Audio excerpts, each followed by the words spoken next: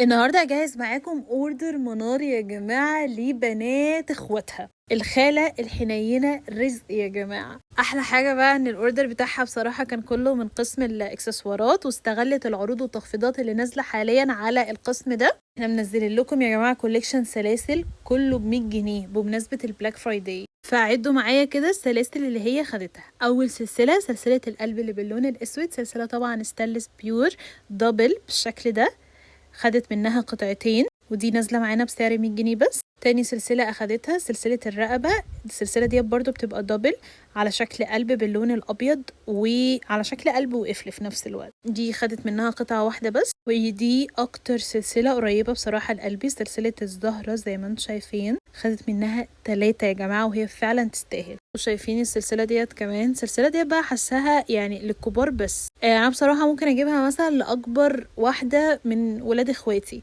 وممكن والله برضو اجيبها لمامتي، حاسه هتفرح بيها قوي. فازاي دي ب100 جنيه انا مش عارفه. واخر حاجه اخدت قطعه من كل شكل من الاشكال ديت، شكل الفراشه والشكل القلب الكبير اللي باللون الابيض زي الاسود بالظبط، بس ده لونه ابيض.